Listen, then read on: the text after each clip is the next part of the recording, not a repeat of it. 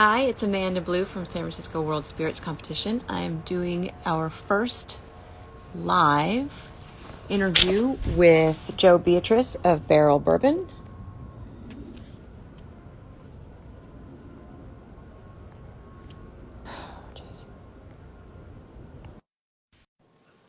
Hi there. I'm going live with Joe. Hi, Joe. Can you hear me? Can you hear me? I'm having trouble hearing you.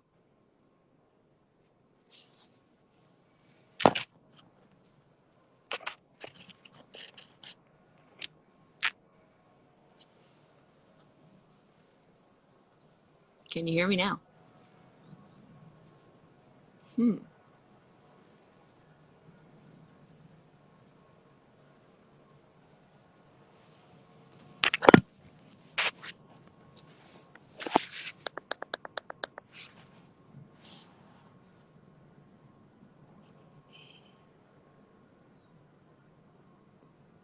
We are having some issues hearing you, Joe.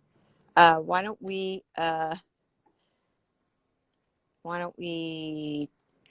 sign off and then turn on again? We still can't hear you. Can people hear me?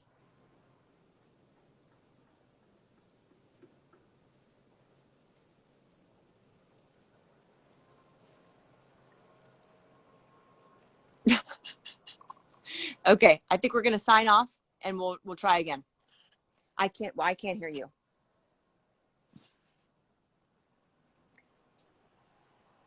Hello, everyone. Here are the products that we are going to be talking about today with Joe. And I'm going to try to get him back again.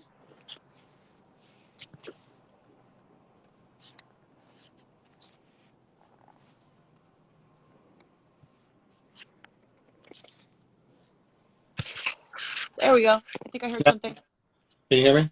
I can hear you. Yay! Good. Yeah, it worked. Amazing. Yay. Sorry How are about you? that. I'm great. How you doing? Good to see you. Good to see you too. I've got my beautiful products in front of me. I'm excited to try them. But I wanted to ask you a couple questions before we get into the good stuff. So you used to be in the marketing and business world. What made you decide to get into the world of bourbon? Wow, you're jumping right in. Okay. Yeah, why not? Yeah. Well, I answered this question yesterday. I was doing something, and I'll try to keep it brief. I had a whole other career. I started an ad agency, and I started an internet company. I was early in the Silicon Valley movement in New York, and part of our verticals, we had spirits business. We worked with Glenmore Distilleries, which was a Kentucky-based company that had a number of must have been about 100 products and a dozen or so bourbons. And it was the first time I ever came to Kentucky where I fell in love with it. And so we had a spirits vertical. We worked with Hugh Blind, UDV Diageo, worked with Jose Cuervo. We worked on a lot of spirits brands. Along the way, I've made beer my whole life. I was really focused on flavor and cooking. I started another sort of tech data visualization group. And the fact is, 9 or so years ago, I was at a distillery with my wife, and I just had this moment where I thought, this might be something really good to do. Just sort of everything coalesced. Everything sort of came together by understanding how to work with brands, how to launch brands, how to differentiate, how to create a presence for something, how to market a product. It combined sort of my love of flavor and taste and everything, and it was this moment where I thought that this was something that we could really do. And so it was exactly 1 year from that day, and it was around Thanksgiving, right after Thanksgiving, to when we bottled our first product. And Wow. yeah, took a year. Along the way, It was the first one was, we're going to build this distillery. We're going to do a distillery.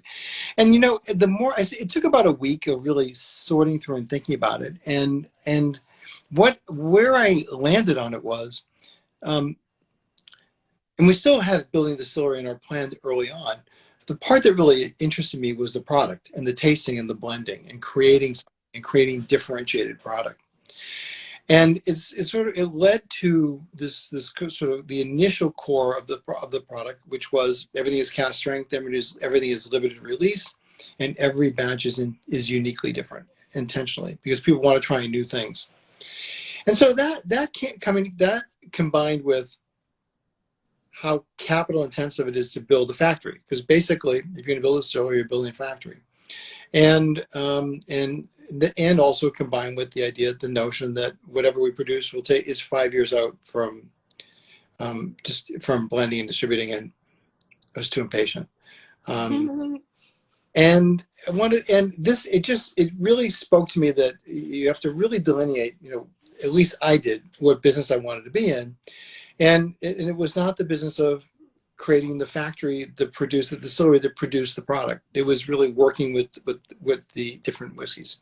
So that's, you know, a long answer of how I got here, but that's really integral to this whole company, and also the notion that we're blenders. We focus on taste and flavor, and it's everything that we're about. So it was a natural evolution, and you know, we were lucky in the sense that we hit the timing right, combined with an intense drive to make it happen and succeed. You know, and it's all of us, the whole team. And how did you find the cultural shift from moving from New York to Louisville? Oh, there's no change at all. I over the last 8 almost 9 years, I had spent the first few years commuting. So I split my time up going back and forth. And about 4 years ago, so maybe a little bit more, we decided to move down here full time. And Louisville is a great place to live. Life is easy. It's a very comfortable. People are really nice. They can't drive, but people are really nice. From a New Yorker.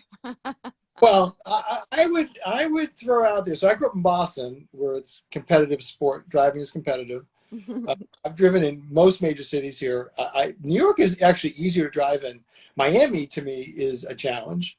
But Louisville is just different. Everybody's so polite that they don't use their horn. So there's a lot of accidents. But aside from that, it's a great place to live. You know, with COVID, it's certainly changed things. It's more isolated. It's more isolating. You know, the booming restaurant scene here, which was really taking off in 2019 and 20, has been stopped. I mean, there's a lot of people have gone away, but a lot of people are surviving. You know, we're doing what we can to support them, but that's nice. But it's a good place to live. It's an adjustment. It's very different. But at the same time, remember, we were traveling a lot over the last couple of years. So now we do everything on Zoom and more or less Instagram when I can make it work. But okay, well, tell me a little bit about these two expressions that you sent me. We've got the Armida and the cask strength 0 to 7 batch bottles, 7,492, aged 5 years. That's a specific bottle. So that one is, let me just read one. Make it easy. This screen.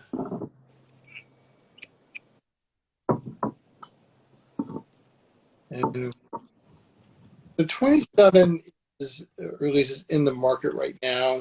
I have to take a second to think, because when it's in the market, we're already a couple batches ahead, because I'm already into production far out. So I had to take a step back and think about this for a second. This is a very complex blend. This blend is primarily, yes, yeah, that's it. 5 and 6 years old bourbon, and the way we produce this product with all the other ages layered in is, and this is typical of some of the way we blend. So let me just take a step back and to just say how we blend. We do hundreds of test blends for any product that we're doing, and every time we do a release, it's essentially a new product. So, and in this case, we had broken it into the component parts, the younger, the medium, and sort of the older age components. And so we blend them separately, and then we start combining on those different proportions. So getting to the first core of it, the base of it, was the first trick of using the 5, 6, 7, sort of 5, 6-year-olds, and working the barrels so that we teased out the flavors that we really like. I like, and we tend to gravitate toward things, tropical notes, fruit notes, cherry notes. I have a sweet tooth. I really like that. I like that side of it. And so this one is extremely cherry forward, and so those notes really come through nicely in this product. My preference is, I like younger bourbons. I like 5 to 8-year-old. I think that's the sweet spot in general. But and it's very corn forward. You get all those really nice grain. You get everything in it. You miss the barrel notes. So the barrel notes adds to the depth of complexity. So separate from this, we took the older ones, the 13 and 15. I guess we did blend the 8 and 9 separately too, which was another component of it. Similar concept. And then the older ones, what we added to it was, it gave us this these really nice wood notes, baking spices, fruit, which really baking spices and sort of the dusty rickhouse notes that you expect with an older bourbon. And for me, for my palate, those tend to be a little bit too far the other side. That's not to say there aren't great barrels, and I love blending the older products. But when you take that and combine it with the younger one, it just gives you this really beautiful, complete palate. So this one has a full ride. From the nose is really there, right here. It's a great nose. That's the other thing too. I'm talking, and I'm not drinking, and that's what everybody really wants to do. So we should be drinking rather than. And now I know that you probably would want to serve these neat, but if you were to make a cocktail with this, if you were to talk to a mixologist, what kind of cocktail would you make with this? I'm not a super adventurous cocktail drinker, although I'll try anything. Mm-hmm. When I'm at home and I'm using it, I will make either almost one. There's 3 cocktails that are my go-to. Well, really 2. A Manhattan and a paper plane. And they're totally different. But one always goes sweeter and richer, and then the other one is just the paper plane I discovered a few years ago, and it's just such a good balance of the lemon with the Amaro, and the Aperol, which is something I discovered years ago, and it's a great product. It just really speaks to me. So those are the 2 that we really gravitate to here. The other thing that I really love is a Sazerac. I love a Sazerac because absinthe really speaks to me, and that's one of those really divisive flavors that people either love absinthe or they just can't tolerate it. And I'm a camp that loves it, so I love that drink. Awesome. That's my cocktail. That's the extent of my. And having said that, and Nick, I think you may know Nick. Nick is our single barrel manager and assistant blender. Her background is cocktails. And I am, as much as I like to cook, I am just not that good a bartender. I don't know what it is. Like, I can't bake. I can cook anything, and I love to cook, but I'm not a good baker. I just can't. For some reason, I don't know cocktails. She makes cocktails that are mind-boggling, and she'll come in like on a Friday afternoon and go, "Here, try this," and it's like, what is it? And so it's all stuff that she creates out of nothing. It's pretty amazing. Do you think we could get some of those recipes from her? Yeah, I think some of them may be on our site, but absolutely, yeah. Fantastic. Yeah, she definitely comes up with those, and those are pretty amazing. Yeah, so that's this one. I see you're holding Armida. Mm-hmm. So this Armida to me, it is. What do I say? Oh, I know the best way to say this. Let me grab another glass. So when I'm at home, this is how I tell if I like something, if I really like something. it's half empty. Yeah, and so like you can see, like, you know, these will go down a little bit, and I love them all, but I don't drink a lot of anything at any one time. I noticed this the other day. I was like, how did this thing get so empty? We have no middle school boys here or draining the bottles. Janet? It's just Janet and May here, and Ramona, who's asleep under my desk. That's it. And so this has really become one of my favorites. This hits all of the notes for me. And part of it is I love pear. And so we hunted for a long time to find the right pear eau de vie, to find the right pear brandy. And so we have it, and we use the pear to finish casks. Oh, I can taste it. Great. It's right there, and we take it. It's undiluted. It's like 160 proof brandy that we have acquired. And then we separately finish some of the bourbon in rum casks. So we buy a lot of rum.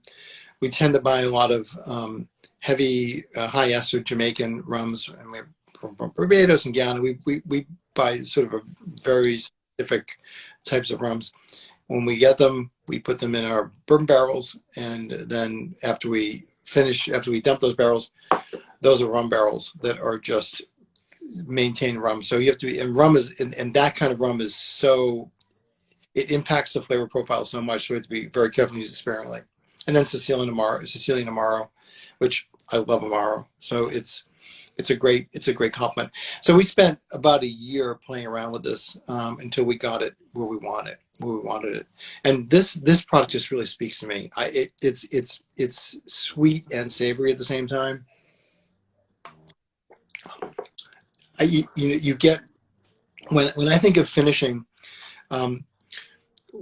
sort of our rule is we never over finish anything, and I'd rather have you. There's some notes that come through, but I'd rather almost not even have you be able to pick out the notes or be so subtle you have to really reach for them, because that's what I think makes it great. It elevates it. So this is all bourbon. This is the same bourbon that we use in our batches.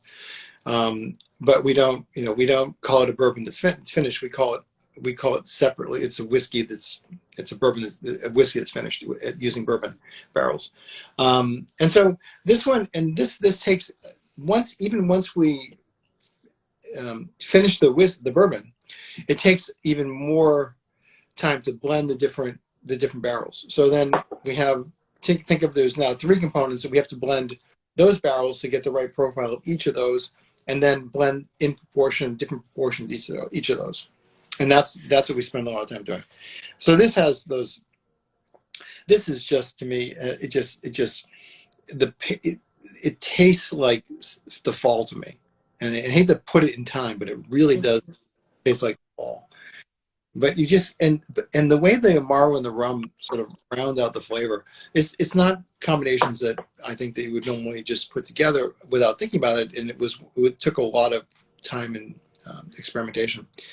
We spend a lot of time experimenting. We will do hundreds of different combinations of things to see where things come out. We do a lot of internal training and tasting. So we'll do, one of us will do an in-depth tasting.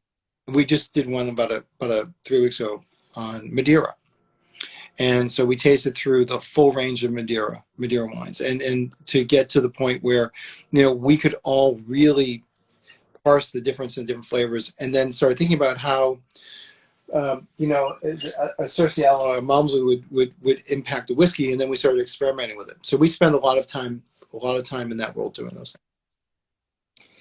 things. And so we had a big giveaway with your product being our first giveaway, and we got hundreds and hundreds and hundreds of people entering. Right. And mostly people were very excited by the Dovetail. Can you tell us a little bit about that product? Yeah, that's Dovetail. So Dovetail it's interesting. Dovetail, probably the first, I think we did Infinite Barrel. We did Infinite Barrel before that. And then Dovetail. Infinite Barrel is a blend of whiskeys from around the world that we blended together and we maintain. And then as we bottle it, we replace it with more whiskey. So it's sort of an homage to an infinite bottle, but it's a different product. The Dovetail flowed out of that. And I smile because the challenge of this one was I feel like we nailed the whiskey early on. We loved it. The challenge was with the labeling of it. The challenge was it took us months to get this through the TTB, almost 9 months to get that thing finished. So Dovetail, we have Dovetail, which is a whiskey and bourbon blended finished product. We have Armida, which is all bourbon with the different finishes. And we have another product coming out that hasn't been released yet called Seagrass, which is a rye base. So we have these ongoing evolutionary products that are going to be out there. And so Dovetail was the first of that set. And so Dovetail was through a chance sort of thing. We started working with Dunn Vineyards. They're just, it is, if you know, I'm sure you know who they are. It's in Napa Valley. Mm-hmm. They make a spectacular Cabernet. I mean, it's a little bit expensive for me to drink on an ongoing basis, but it's really spectacular. And it turned out that they love whiskey, we love their wine, so we get a lot of their fresh stump barrels, and they're in the middle of they're in on the west side of Napa. Oh my God, I can't think of the name is eluding me. The hill where they are. Guilford, anyway. St. Helena. Yeah, and they're so remote that they're not even on a map. We can barely get trucks in there to get the barrels out. So we took those barrels and they're just lush and fruity and juicy and delicious, and we finished whiskey in that. We have black strap molasses, rum barrels, and it is, and late barrels. So this is late vintage port pipes. So this is the compliment to this. And if you don't have this, we should get you some so you can try it. It's really. I love it. And who comes up with the names? I love all your names. Me, us. Dovetail was the start with Dovetail. Dovetail was really going to this goes to the labeling, was going to be whiskey 6, I believe, whiskey barrel whiskey batch 6, and the TTB wouldn't approve it because it was a finish. So at that point, we had to change everything so that we could actually bottle it, because they wouldn't, since it was a finish, they said it's not technically class type whiskey. Can you tell our audience what a TTB, what that means? Yeah, the Tax and Trade Bureau, which is the governing group that manages all the labeling, bottling, and not manages, but it's the governing body for anything to do with distilled spirits, wine, and beer. And so part of the process is they have a labeling approval process. The labeling approval process, which is called a COLA, Certificate of Label Authenticity, is one where you apply for it, and they have to approve each label individually. We've gotten to know them extremely Weeks well. and weeks. It can be a few days, or it could be months. Mm-hmm. And if you're going back and forth, it could be many months. And so some of the issues become, if they say that it's a mismatch of class type, you have to sort of try to figure out what that means. Mm-hmm. So what happened with the Dovetail labeling process over a long period of time was they decided to reclassify it since they didn't have a class type fit for whiskey in the current regulations. So it was determined to be a distilled spirit specialty. That's sort of the catch-all category where you have our product, 100% blended whiskey. It's 100% whiskey and grapefruit flavored vodka. I mean, it's the same category. And so to do that, you have to submit a formulation. I mean, this is probably way more than you want to know. But to submit a formulation, it was we finish it, we blend it, put it in the bottle. That's our formula. And so it's changed. So then there's some things you can't do, like with the DSS, you can't put an age statement on it. And you can't have the word whiskey. So that's why we had to come up with a different name. Got it. So you didn't have the word whiskey unless you said bourbon whiskey finished in. That's the only time the word can appear is directly adjacent to that. Now, fast forward to this year, that's not the case anymore. Huh.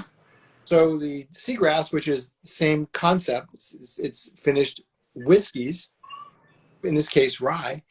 We went through the process, did a formula. We take the rye, blend it till it's ready, put it in the bottle. Then we got the formula rejected because we need a formula. And so since the regulations changed on the labeling, it was no longer a distilled spirit, especially it was whiskey, which created a different set of problems in the class type. So it's just a challenge of this business. And we're always trying to be more as transparent as we can about what's in there. But we actually ended up getting a little bit stymied by some of the regulatory issues that come up. That's the world we live in. Mm-hmm. That's the first thing we deal with. That's not that bad, but that's our life. Okay, so my final question is going to be about our competition. I know that there's a lot of new competitions popping up all over the place. There's some older ones, but the San Francisco has been around for the longest, and it's the biggest and considered the most prestigious. I'm wondering what you think makes San Francisco different, winning a medal at San Francisco. And you won Best in Show last year. Yes. Thank you.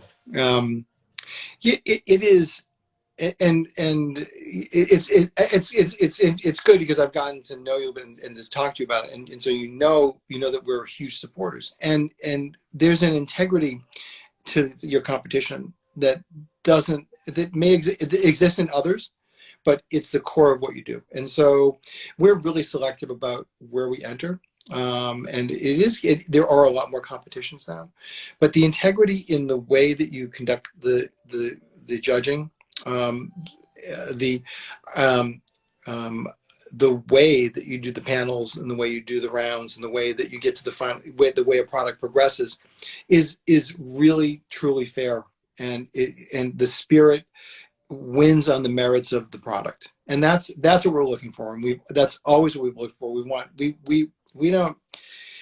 We don't promote our brands by me saying to you it's the best tasting thing. It's irrelevant what I think. It's what you think and what other people think.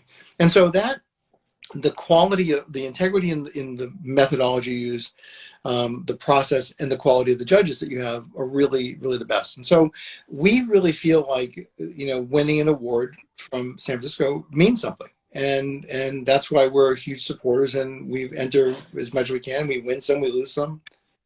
We happen to win a lot, which is really great. Very cool. Yeah. So we got a question of, is the whiskey going to be available soon? I'm assuming that they mean Seagrass. Yes, probably the first where it's blended. It's on the schedule to be bottled. Probably start hitting stores in April, May, right in there. Fantastic. Mm-hmm. Okay, thank you so much for being our first brand to talk to on our new series of Instagram Live SFWSC Talks. We are huge fans. Thank you so much for sending me the product. I will be spending the rest of the day with this guy. Yeah. Yeah. Let me know what you really after, because I hope you love it. I as much as I do, I love this product. It's so good. It's a great product. Thank you so much, Joe.